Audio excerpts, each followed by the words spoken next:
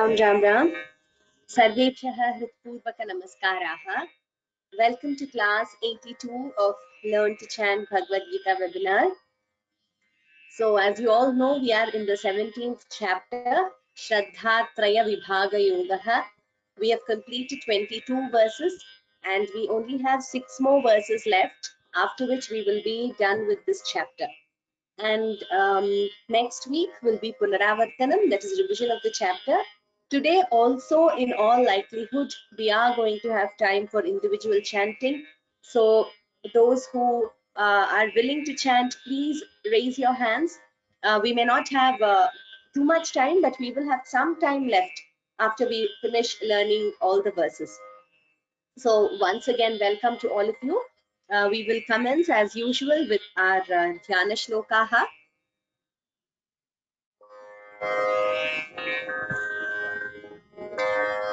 गुरुरेव गतिर्गुरुमेव भजे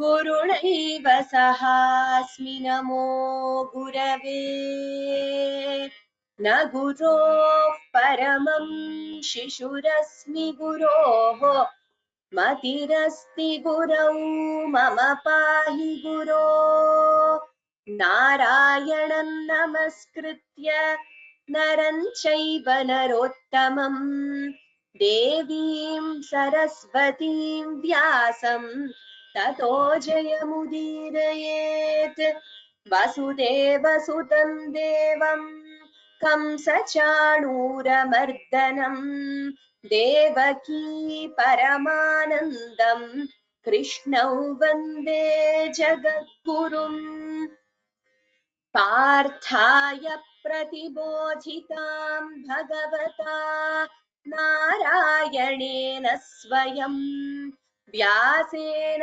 ग्रथितां पुराणमुनिना मध्ये महाभारतम् अद्वैतामृतवर्षिणीं भगवतीम् अष्टादशाध्यायिनीम् अम्ब त्वामनुसन्दधामि भगवद्गीते भवद्वेषिणीम् नमोऽस्तु ते व्यासविशालबुद्धे फुल्लारविन्दायतपत्रनेत्र येन त्वया भारततैलपूर्णः प्रज्वालितो ज्ञानमयः प्रदीपः मूकं करोति वाचालं पङ्गुल्लङ्घयते गिरिं यत्कृपातमहं वन्दे परमानन्दमाधवम् सर्वोपनिषदो गावः दोग्धा गोपालनन्दनः पार्थो वत्सः सुधीर्भोक्ता दुग्धं गीतामृतं महत् शान्ताकारं भुजगशयनं पद्मनाभं सुरेशं विश्वाधारं गगनसदृशं मेघवर्णं शुभाङ्गं लक्ष्मीकान्तं कमलनयनं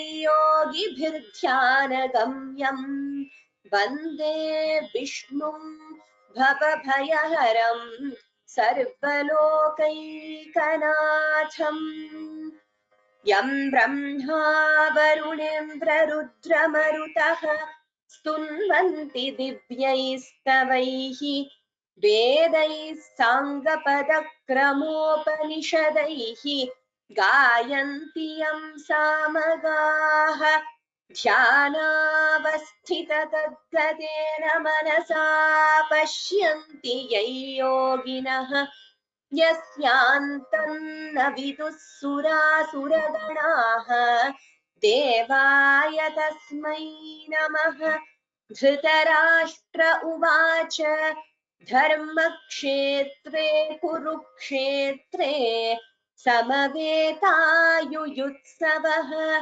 मामकाः पाण्डवाश्चैव किमकुर्वत Sanjaya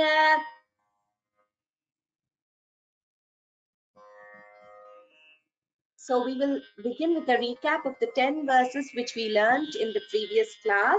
That is verses 11 to 22 of the 17th chapter. One of them has said that they're not able to hear me. Could anyone please confirm whether you're able to hear me?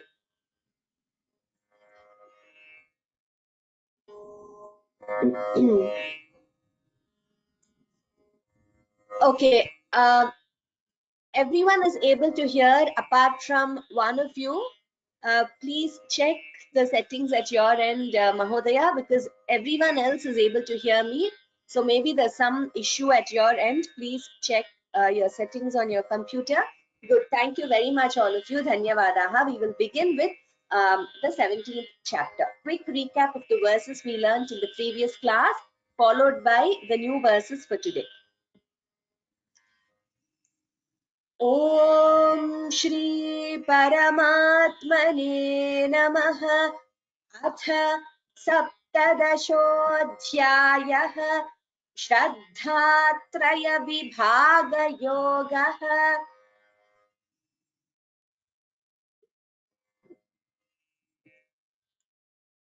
अफलाकाङ्क्षिभिर्यज्ञः विधिदृष्टो य इज्यते यष्टव्यमेवेति मनः समाधाय स सात्विकः। अभिसन्धाय तु फलम् दम्भार्थमपि चैव यत् इज्यते भरतश्रेष्ठ तय्यज्ञौ विद्धि राजसम्। विधिहीनमसृष्टान्नम् मन्त्रहीनमदक्षिणम् श्रद्धाविरहितं यज्ञम् तामसं परिचक्षते। देवद्विजगुरुप्राज्ञपूजनं शौचमार्जवम् ब्रह्मचर्यमहिंसा च शारीरं तप उच्यते।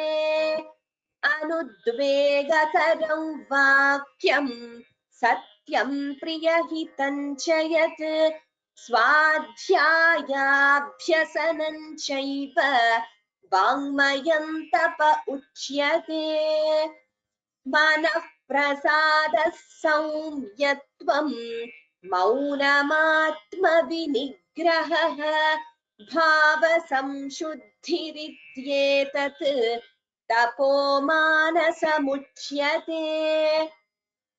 श्रद्धया परया तप्तं तपस्तत्त्रिविधं नरैः अफलाकाङ्क्षिभिर्युक्तैः सात्विकं परिचक्षते। सत्कारमानपूजार्थं तपोदम्भेन चैव यत् क्रियते तदिह प्रोक्तम् राजसञ्चलमध्रुवम्। मूढग्राहेणात्मनो यत् पीडया क्रियते तपः परस्योत्सादनार्थं वा तत्तामसमुदाहृतम्। दातव्यमिति यद्दानं दीयतेनुपकारिणे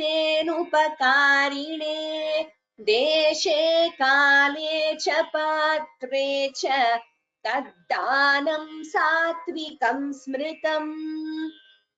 यत्तु प्रत्युपकारार्थं फलमुद्दिश्य वा पुनः दीयते च परिक्लिष्टं तद्दानं राजसंस्मृतम्। अदेशकाले यद्दानम् अपात्रेभ्यश्च दीयते असत्कृतमवज्ञातं तत्तामसमुदाहृतम्.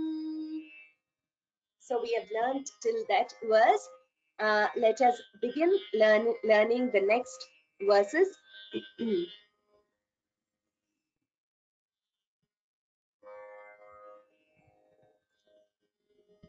Okay.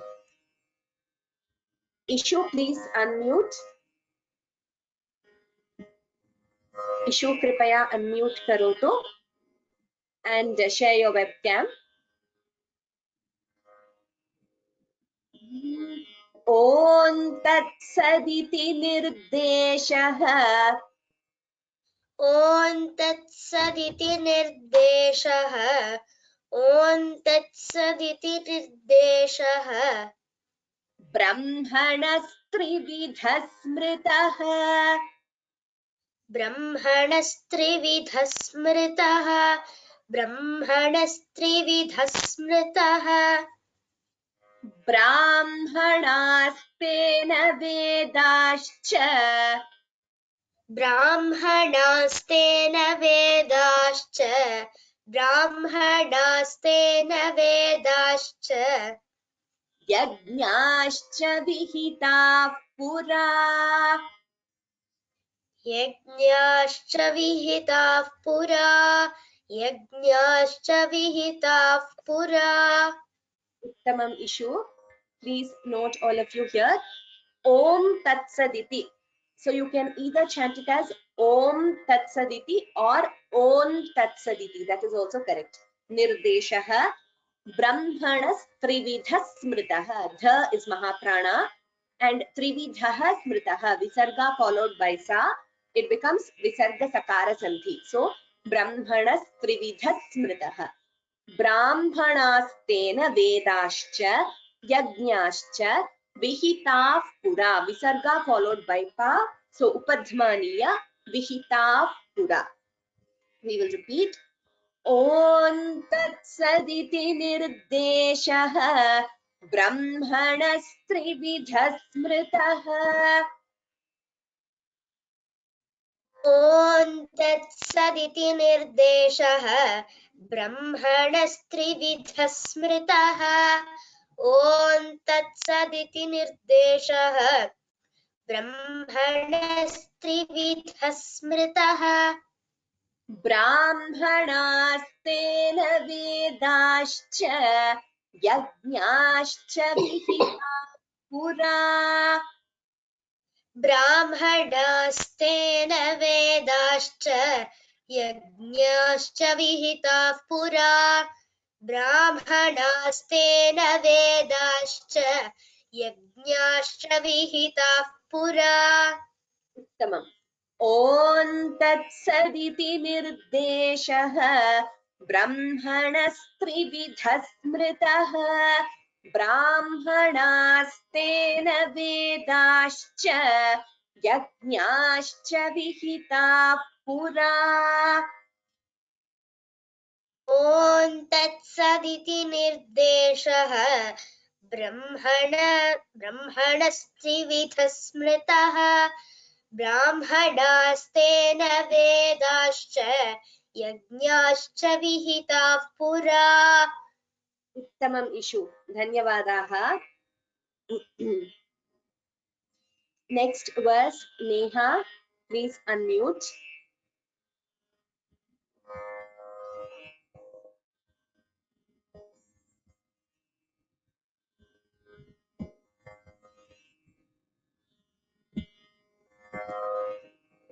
तस्मादोमित्युदाहृत्य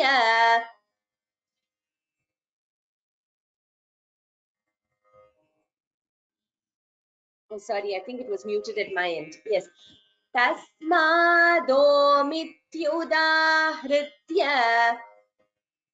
तस्मादोमित्युदाहृत्य तस्मादोमित्युदाहृत्य यज्ञदानतपः क्रियाः यज्ञदानतपः क्रियाः यज्ञदानतपः क्रियाः प्रवर्तन्ते विधानोक्ताः प्रवर्तन्ते विधानोक्ताः प्रवर्तन्ते विधानोक्ताः सततं ब्रह्मवादिनाम् सततं ब्रह्मवादिनां सततं ब्रह्मवादिनाम् उत्तमम् तस्मादोमित्युदाहृत्य यज्ञदानतपः क्रियाः तस्मादोमित्युदाहृत्य यज्ञदानतपः क्रियाः तस्मादोमित्युदाहृत्य यज्ञदानतपः क्रियाः प्रवर्तन्ते विधानोक्ताः सततं ब्रह्मवादिनाम् प्रवर्तन्ते विधानोक्ताः सततं ब्रह्मवादिनां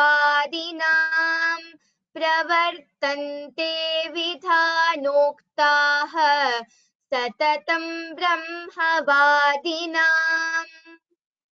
उत्तमम् तस्मादोमित्युदाहृत्य यज्ञदानतपः क्रियाः so here visarga followed by ka jihva मूलीया तपः क्रियाः प्रवर्तन्ते विधानोक्ताः ध is महाप्राणा सततं ब्रह्मवादिनां once the entire verse तस्मादोमित्युदाहृत्य यज्ञदानतपः क्रियाः प्रवर्तन्ते विधानोक्ताः सततं ब्रह्मवादिनाम्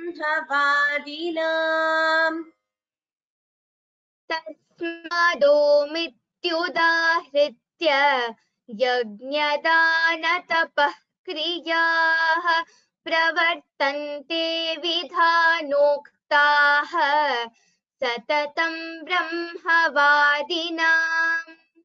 उत्तमं नेहा धन्यवादाः next charu please unmute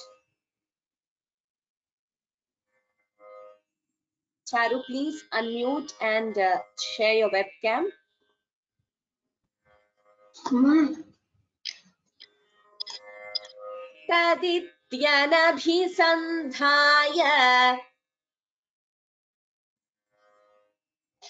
तदित्यनभिसन्धाय तदित्यनभिसन्धाय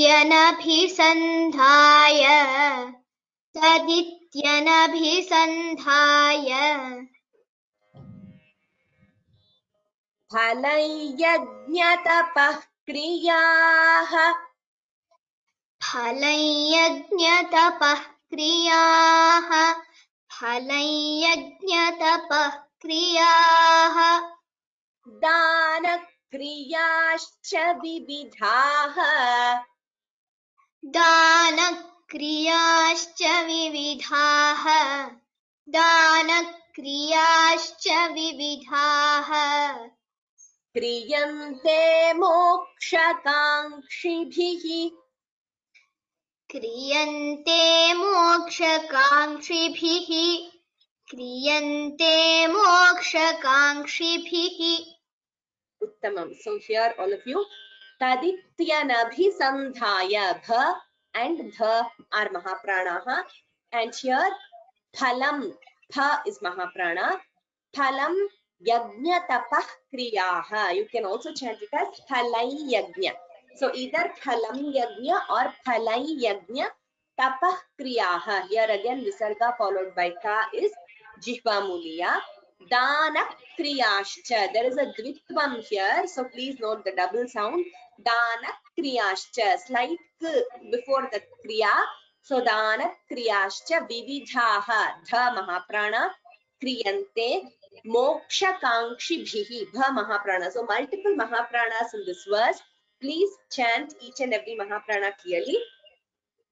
तदित्यनभिसन्धाय फलयज्ञतपः क्रियाः तदित्यनभिसन्धाय फलयज्ञतपः क्रियाः तदित्यनभिसन्धाय फलयज्ञतपः क्रियाः दानक्रियाश्च विविधाः क्रियन्ते मोक्षकाङ्क्षिभिः दानक्रियाश्च विविधाः क्रियन्ते मोक्षकाङ्क्षिभिः दानक्रियाश्च विविधाः क्रियन्ते मोक्षकाङ्क्षिभिः Uttamam. The entire verse. Tadityanabhisandhaya phalayyajñatapah kriyah dana kriyascha vividhaha kriyante moksha kankshibhihi. तदित्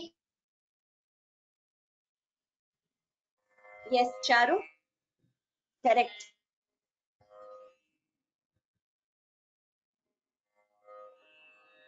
Okay, I think Charu's video is stuck.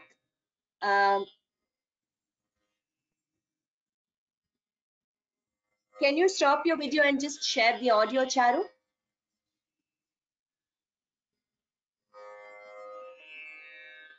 Okay, not able to hear Charu. Let me ask Vihan, could you chant this verse, Vihan, please?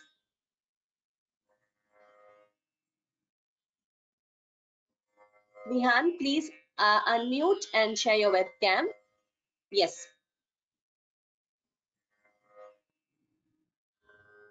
Yes, ma'am. Yes, please chant this. Oh, maybe I'll chant this verse once and then you can chant. Tadityanabhisandhaya phalayyajñatapah kriyaah dana kriyascha vividhaah kriyante moksha kankshibhihi. तदित्यनभिसन्धाय फलं यज्ञतपः क्रियाः दानक्रियाश्च विविधाः क्रियन्ते मोक्षकाङ्क्षिभिः Uttamam, Vihan. Next one also you can chant, Vihan. Sadbhave sadhubhave cha सद्भावे साधुभावे च सद्भावे साधुभावे च sadityetat prayujyate सदित्येतत् प्रयुज्यते सदित्येतत् प्रयुज्यते prashaste karmani tatha प्रशस्ते कर्मणि तथा प्रशस्ते कर्मणि तथा sachabdah parthayujyate सच्छब्दः पार्थयुज्यते सच्छब्दः पार्थयुज्यते Tamam. Here all of you please note the Mahapranas. Sadbhave, bha is Mahaprana. Sadhu bhave, dha and bha are Mahapranas. Cha sadityetat prayujyate prashaste karmani tatha. Only the second tha is Mahaprana. The first tha is Alpaprana, so that should be chanted clearly. Sachabdah, cha is Mahaprana. Partha, tha is Mahaprana. Yujyate. Partha, I've told you before also, it refers to Arjuna. So let us chant again. Sadbhave sadhubhave cha sadityetat prayujyate. सद्भावे साधुभावे च सदित्येतत् प्रयुज्यते सद्भावे साधुभावे च सदित्येतत् प्रयुज्यते प्रशस्ते कर्मणि तथा सच्छब्दः पार्थयुज्यते.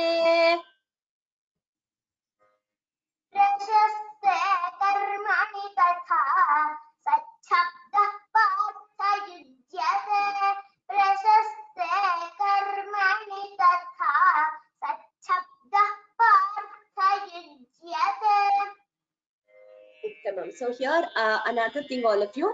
Sachabdah partha. So here visarga followed by pa, we get upadhmaniya. So sachabda partha yujyate. We don't chant the visarga completely. Now the entire verse. सद्भावे साधुभावे च सदित्येतत् प्रयुज्यते प्रशस्ते कर्मणि तथा सच्छब्दः पार्थयुज्यते सद्भावे साधुभावे च सदित्येतत् प्रयुज्यते प्रशस्ते कर्मणि तथा सच्छब्दः पार्थयुज्यते उत्तमं Vihaan. Chanted well. Dhanyavadaha. Next one, Suvarna Sudagoni Bhagini. Please unmute. यज्ञे तपसि दाने च यज्ञे तपसि दाने च यज्ञे तपसि दाने च स्थितिः सदिति चोच्यते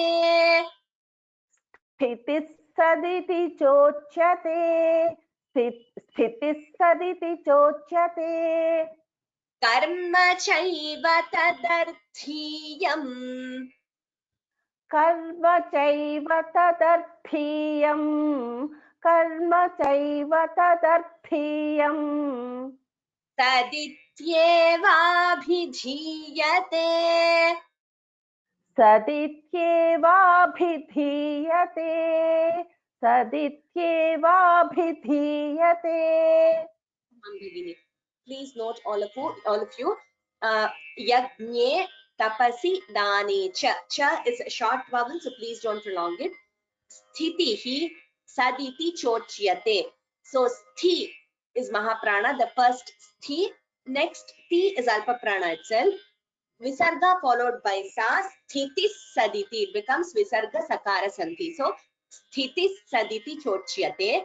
Karma chaiva tadarthiyam. Tha is mahaprana.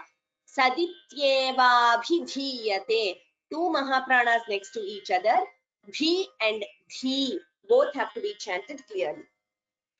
यज्ञे तपसि दाने च स्थितिः सदिति चोच्यते यज्ञे तपसि दाने च स्थितिः सदिति चोच्यते यज्ञे तपसि दाने च स्थितिः सदिति चोच्यते कर्म चैव तदर्थीयम् सदित्येवाभिधीयते कर्म चैव तदर्थीयम् सदित्येवाभिधीयते कर्म चैव तदर्थीयम् सदित्येवाभिधीयते. Now the entire verse. यज्ञे तपसि दाने च स्थितिः सदिति चोच्यते कर्म चैव तदर्थीयम् सदित्येवाभिधीयते यज्ञे तपसि दाने च स्थितिः सदिति चोच्यते कर्म चैव तदर्थीयम् सदित्येवाभिधीयते. उत्तमं भगिनी. धन्यवादाः. Next one, Priyadarshini Bhagini.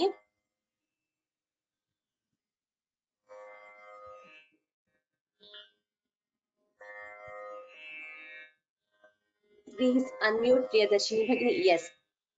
अश्रद्धया हुतं दत्तम्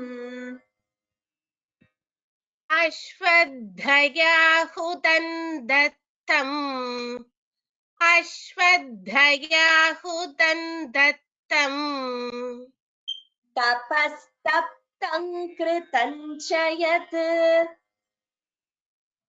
तपस्तप्तं कृतं च यत् तपस्तप्तं कृतं च यत् असदित्येवाभिधीयते असदित्युच्यते पार्थ असदित्युच्यते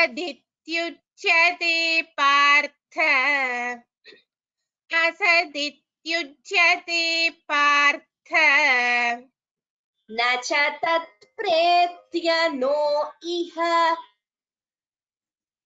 न च तत्प्रेत्य नो इह न च तत्प्रेत्य नो इह here ashraddhaya, please note a and shra, sh and ra, so ashraddhaya hutam dattam, so you could either chant it as hutam dattam or hutam dattam, complete anuswara, or hutam dattam is also correct. Tapas taptam kritam cha yat, same here, you could chant it as tapas taptam kritam cha yat, that is combining the sandhis everywhere, or anuswara completely, both are right. Asadityuchyate, please note the word carefully, asadityuchyate partha, partha tha mahaprana, nacha tat pretya no iha, so partha iha, they are all short letters, please don't prolong it. Once again, ashraddhaya hutam dattam tapastaptam kritam chayat. अश्रद्धया हुतं दत्तं तपस्तप्तं कृतं च यत् अश्रद्धया हुतं दत्तं तपस्तप्तं कृतं च यत् असदित्युच्यते पार्थ न च तत्प्रेत्य नो इह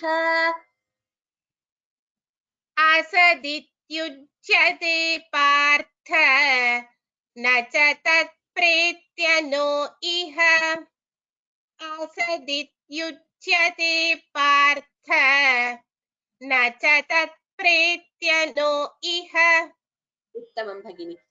अश्रद्धया हुतं दत्तं तपस्तप्तं कृतं च यत् असदित्युच्यते पार्थ न च तत्प्रेत्य नो इह. अश्रद्धया हुतं दत्तं तपस्तप्तं कृतं च यत् असदित्युच्यते पार्थ न च तत्प्रेत्य नो इह उत्तमं भगिनी. Next one, I think it's the conclusion. Yes, Bhagini, you can continue. Priyadarshini Bhagini, we will conclude this. Om Tat Saditi. ॐ तत्सदिति ॐ तत्सदिति श्रीमद्भगवद्गीतासु श्रीमद्भगवद्गीतासु श्रीमद्भगवद्गीतासु उपनिषत्सु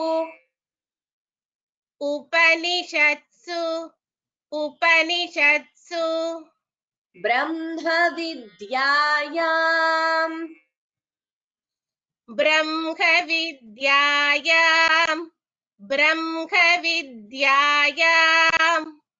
योगशास्त्रे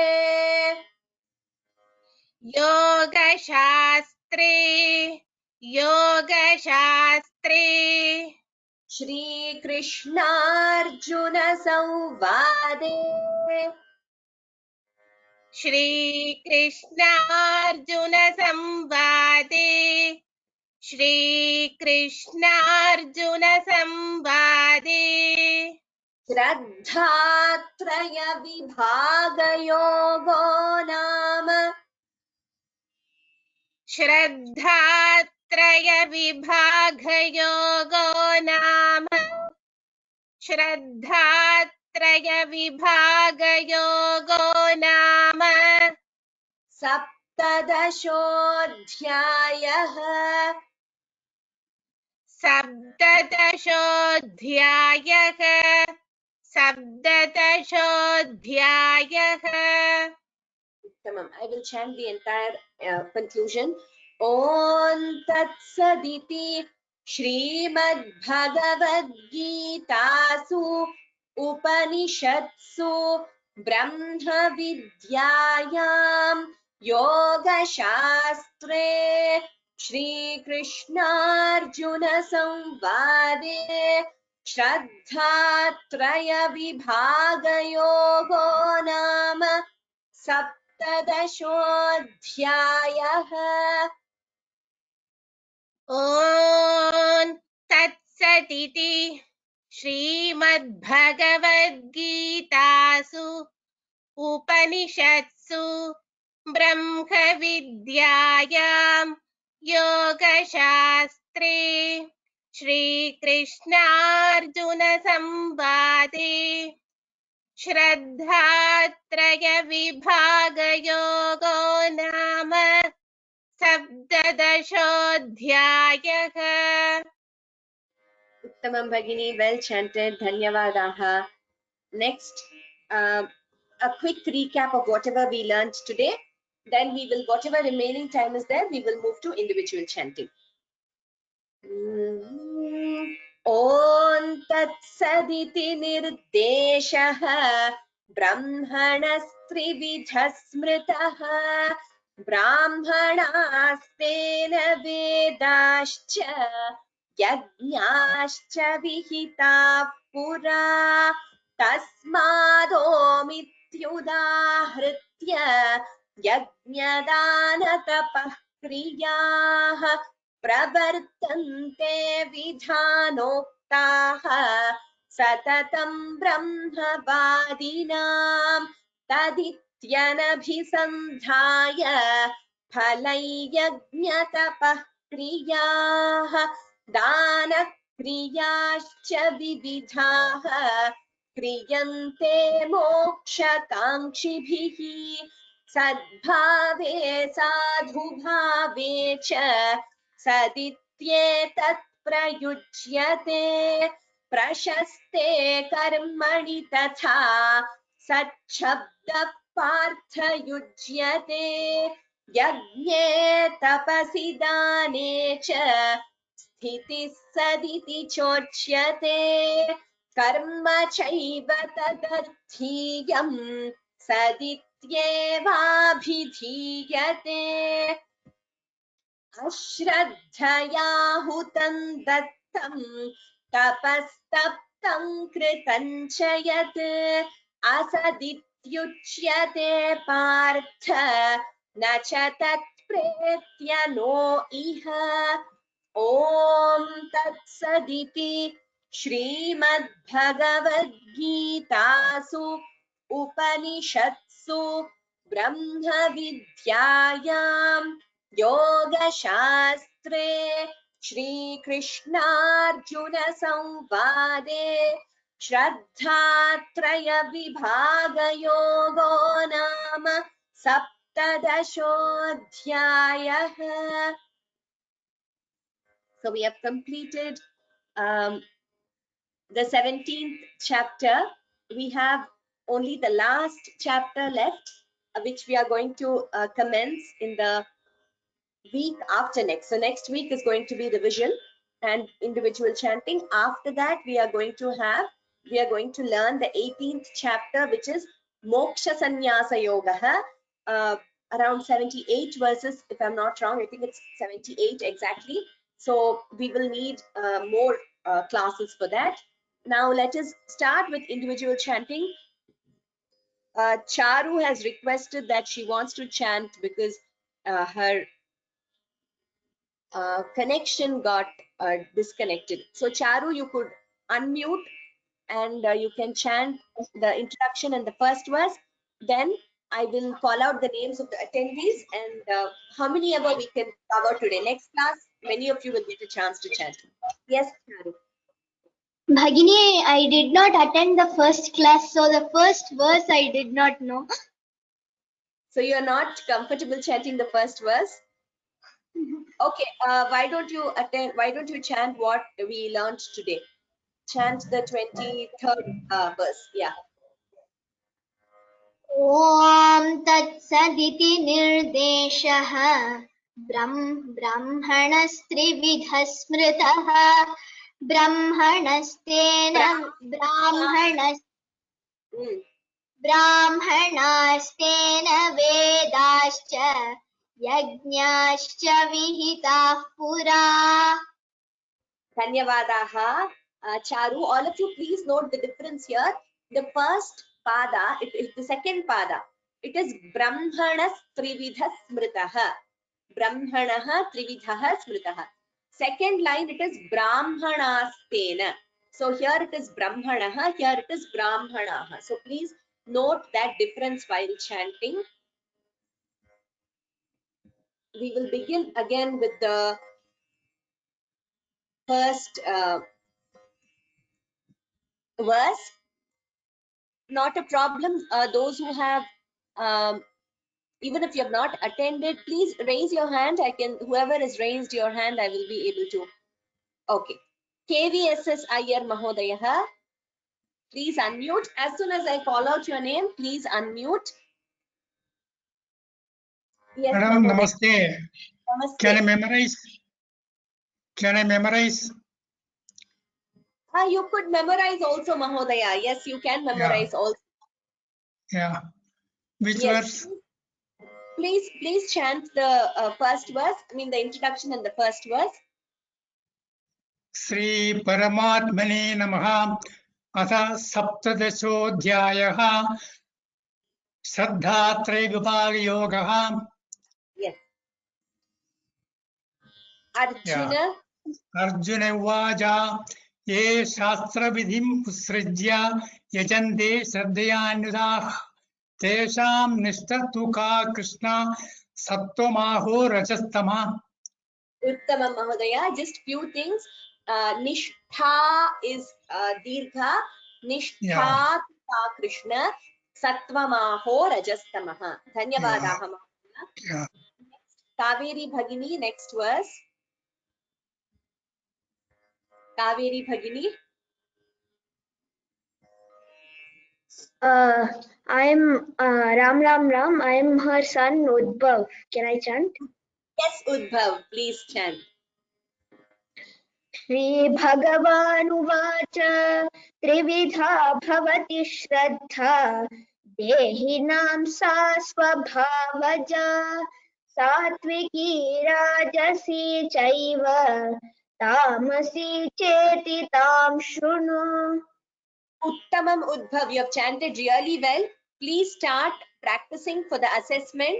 It is going to be either in May or June in all likelihood. All of you please note. So I was telling you last class, there will be memorization and chant and reading the verses. So Udbhav, please start preparing. Thank you, ma'am. Okay. Next, Karthik Mahodaya, the next verse. Namaste, Bhagini. Namaste, please chant. Okay, I'm chanting. Please see, because this is the next time. I want to try on my own now once. You just see if I'm chanting it properly. No problem at all. All of you don't hesitate.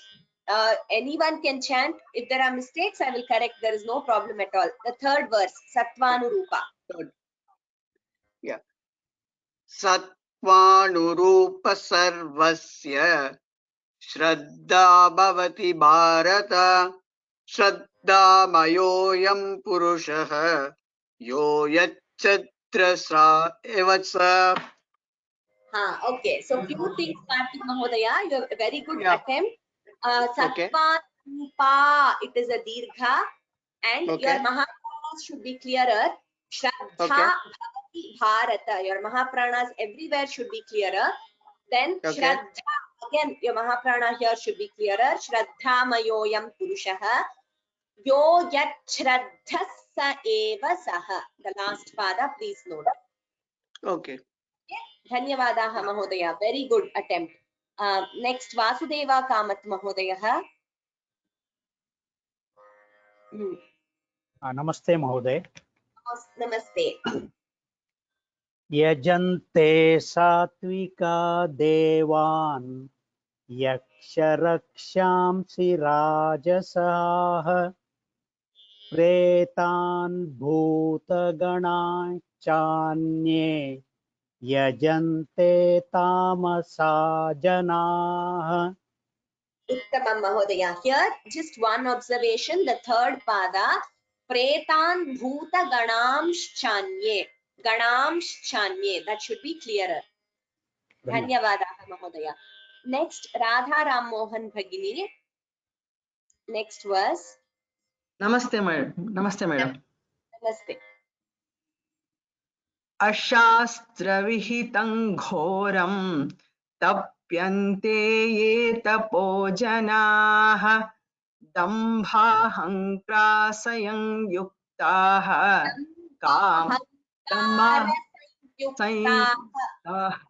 दम्भाहङ्कारसंयुक्ताः कामरागबलान्विताः. Uttamam. Well chanted. Thank you, madam. Yes.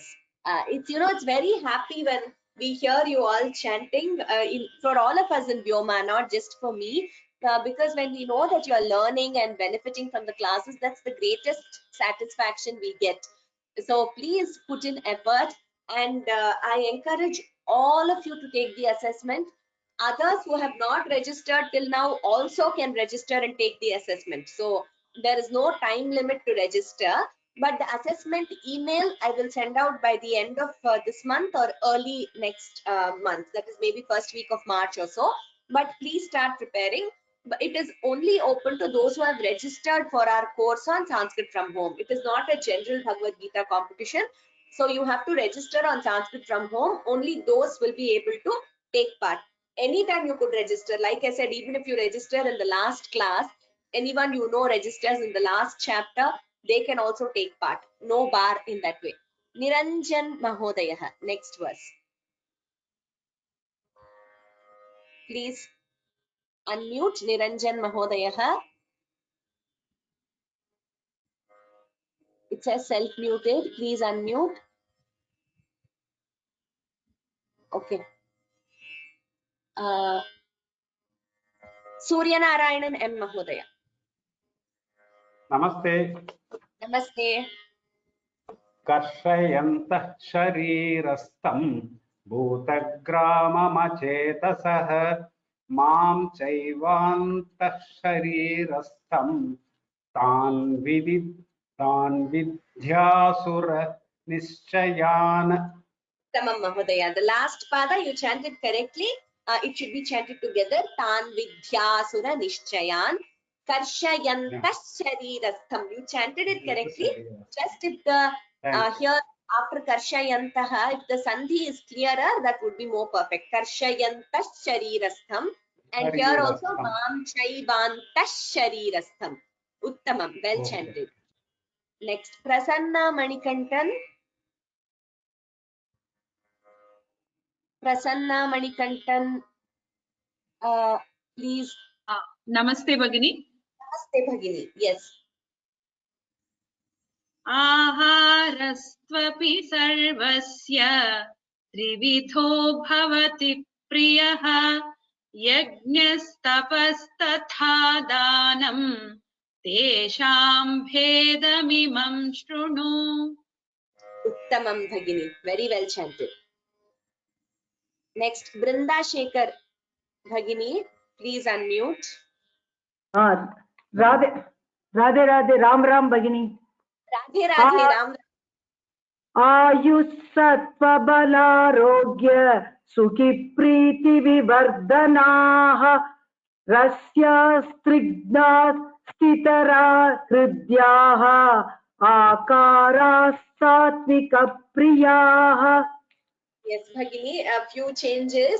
First of all, we are not supposed to stop after Arogya here. Like I mentioned while teaching you, Ayus Sattva Balarogya Sukha Priti Vivardhanaha should be chanted in one go. Then next line is Rasyas Nigdhas Sthira. Rasyas Nigdhas Sthira Hridyaha Aharas Satvika Priyaha. I will chant once, Bhagini. Please note. Okay. Ayus सत्त्वबलारोग्य सुख प्रीति विवर्धनाः रस्या स्निग्धा स्थिरा हृद्याः आहाराः सात्विक प्रियाः. I hope this is clear, Bhagini. Shall I tell once? You Shall want I to tell? chant? You could. Yes. Yeah. Ayush sattva balarogya sukhi priti vivardhana. Not sukhi priti, it is sukha priti. Not sukhi, sukha. Sukha priti vivardhana. Rasyas snigdhas stira hridyaha. Aharas satvika priyaha. Uttamam Bhagini. Uttamam. Thank you. Next, Jayanti SM Bhagini, next verse.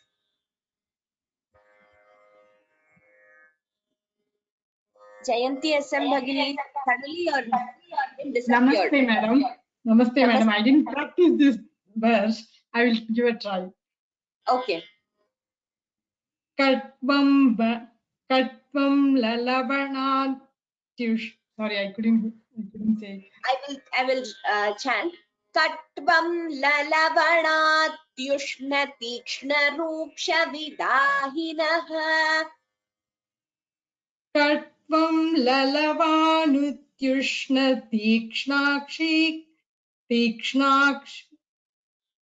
Bhagini, it's better if you listen to the recording and practice. A lot of changes are there. I will just Shall I chant try the next one? Shall I try the next one? Next shloka, is it? Yeah. Let us finish this shloka. I will chant it and then we'll move to the next shloka. Sorry. लवणात्युष्ण तीक्ष्ण रूक्ष विदाहिनः आहारा राजसस्येष्टाः दुःखशोकामय प्रदाः. Next shloka you could chant, Bhagini. यातयामङ्गतरसं प्यूतिप्यूषितं च यत् पूतिपर्युषितं च यत् पर्युषितं च यत् उच्छिष्टम् अपि चामेध्यं भोजनं तामसप्रियम्. Dhanyavadaha Bhagini. All of you please practice that the previous two verses. They are a little bit of a tongue twister, but you will definitely be able to do it. So please practice well. A.S. Swaminathan Mahodayah. Next verse. Please unmute A.S. Swaminathan Mahodayah.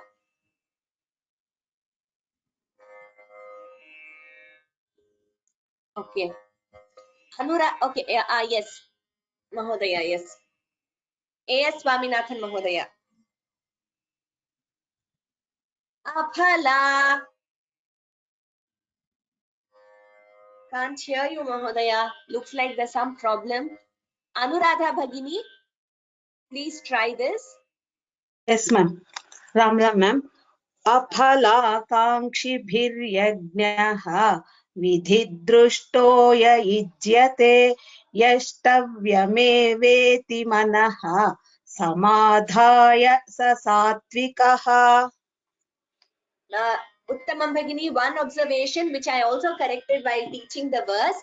It is not vidhidrishto, it is vidhidrishto. A very common error this is. So it is not vidhidrishto, it is vidhidrishto ya idyate. So there is no extra. It's not vidhidrishto, it is vidhidrishto ya idyate. Okay, ma'am. Okay, Dhanyavadaha Bhagini. Just one thing, will there be another class of individual chanting? Yes, next class there will be individual chanting. Today we had time, so we are doing it. Next class, after I finish revising the chapter, complete class is for individual chanting. And Nandana Nair Bhagini, yes, she has shared that if the assessment can be opened every year, that is the thought as of now. Now we are going to open this for our class students, that is who have registered on Sanskrit from home. And the idea is to have periodical assessments. So hopefully every year, but we have not yet finalized the plan.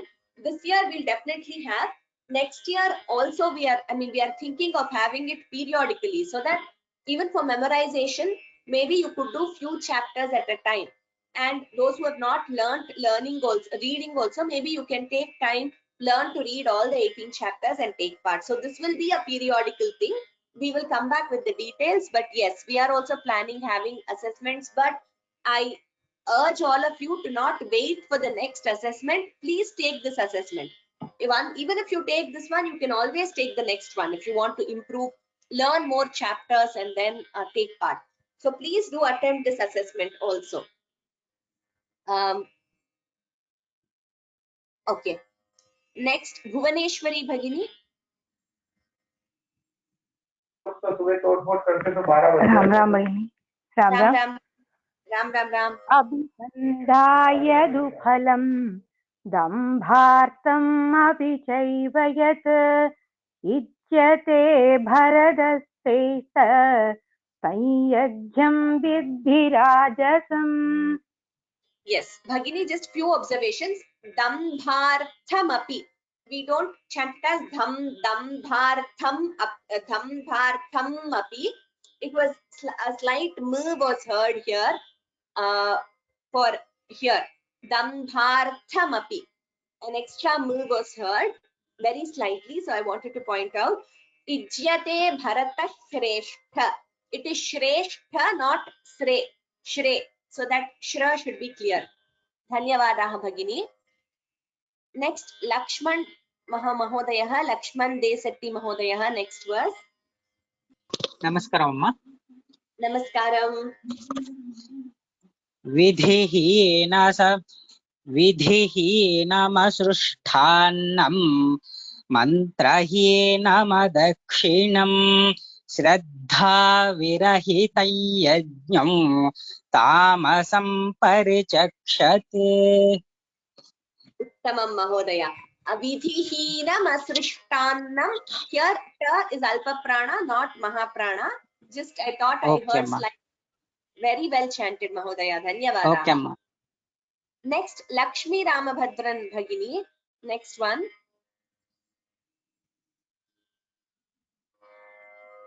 Lakshmi Ramabhadran Bhagini, please unmute. Meenakshi Konduru Bhagini. Meenakshi Konduru Bhagini, please unmute.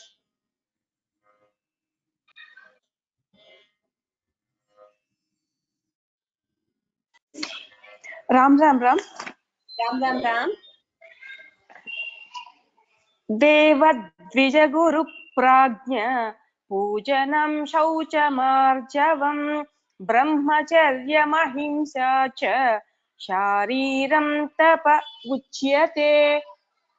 Bhagini, just one thing, we don't stop after Prajna. Devadvija Guru Prajna Pujanam Shauchamarjavam. So there are 2-3 verses in this chapter where we do not pause after the first paragraph. Okay. We won't be able to take too many, maybe just 1 or 2 more. Next class, I will be taking all of you. So please raise those who did not get this class. I'm sorry. Mohana Valambe Bhagini, next one. Namo Namaha Bhagini. Anudvekaram Vakyam Satyam Priyahitam Chayatam Swadhyayadhyasanam Chaiva Vangmayam Tapa Uchyate. Uttamam Bhagini. Some of these verses is so wonderful. Maybe next class I will give you a very brief. This is one such verse. It speaks about how one's speech should be. What is called penance in speech. Anudvegakaram vakyam priyahitam chayat swadhyayabhyasanam chaiva vangmayam. Vangmayam means of the speech. Tapa uchyate, penance of the speech. We will go through the meaning in brief in the next class. Dhanyavadaha Bhagini. I think we have run out of time. So I know a lot of you others have raised your hand. Please, Forgive us that we are not able to give all of you a chance to chant every class. Next class, we will meet again next Saturday. All of you please practice and we will be able to chant individually. I apologize to all of you who had raised your hands but who did not get a chance to chant this class. There are a lot of questions regarding the assessment. We will send out a detailed email in the next week or so. So please wait for the email. After that, if you have any questions, I will clarify in the class. But please start practicing. Encourage others, especially children. If you know any students who have studied Sanskritam, or I mean, whether they know Sanskrit or not, whether they attend shloka classes or not, if they are interested in taking the assessment, please do encourage them to join, to register, and they will be able to take the assessment. We will conclude as usual with the last verse and Shanti Mantra. Yatra Yogeshwara Krishna Yatra Partho Dhanurdhara Tatra Shrir Vijayo Bhutihi Dhruvani Tirmatirmama Sarve Bhavantu Sukhinah Sarve Santu Niramayah Sarve Bhadrani Pashyantu Ma Kaschid Dukkha Bhag Bhavet Om Shanti Shanti Shanti. Sarvebhyah Namaskaraha and Dhanyavadaha. Thank you very much to all of you, to all our panelists also for helping out with the Anucharanam. We will meet next class at the same time with revision and with individual chanting following the revision. Dhanyavadaha. Ram Ram Ram.